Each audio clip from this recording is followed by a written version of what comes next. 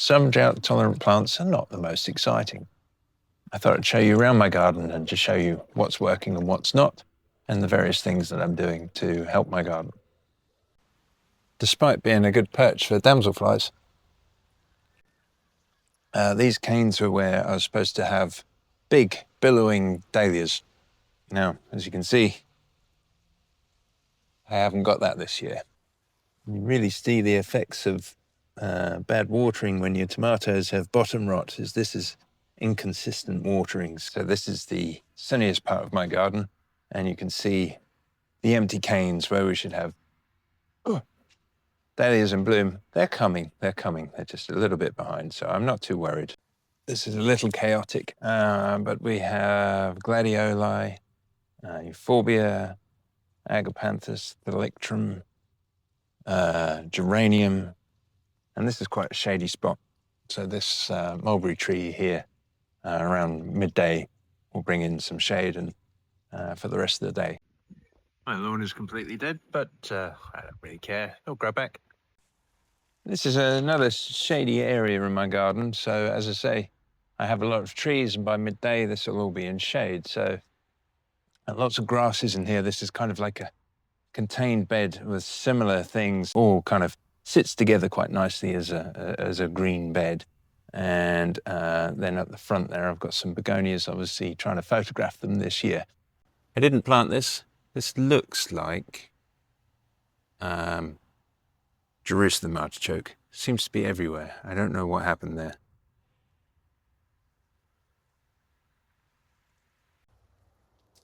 Another missing dahlia. Look, he should be up here. He's not. He's down there. I've got a dead one over there and a very small one here. This is a new bed. Salvia here, which is long and leggy. It is dry and shady. I generally plant my lilies here because I can keep an eye on all of the lily beetles in one place. But this needs a couple of years of building up, getting deep roots with my perennials, much more mulch and moisture retention, but this just hasn't worked this year. I've got some cannas there, just shriveled up. Not much I can do. I just can't seem to get enough water into this bit. But work in progress. This sounds dramatic, but I call this my deathbed. And essentially what it is a place where I plant things that I've forgotten the names of, and I let them live if they live, and if they die, so be it. I don't water this. I don't weed this, except for some of the more obnoxious weeds that I don't want, but that's not really a problem here.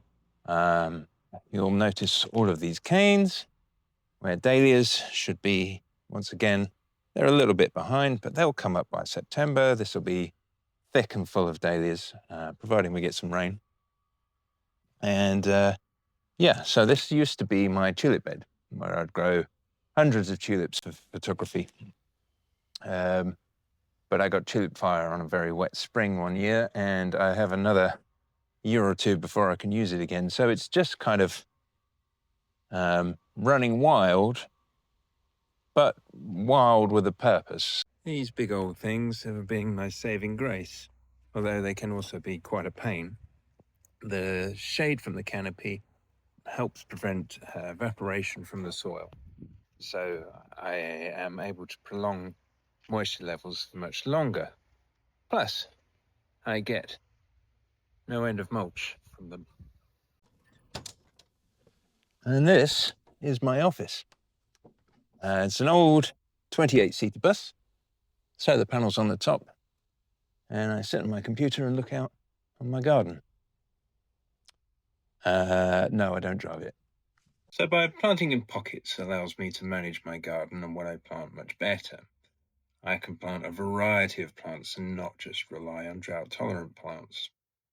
But shade, soil management, and using established plants all play a part. For me, this is what gardening's all about.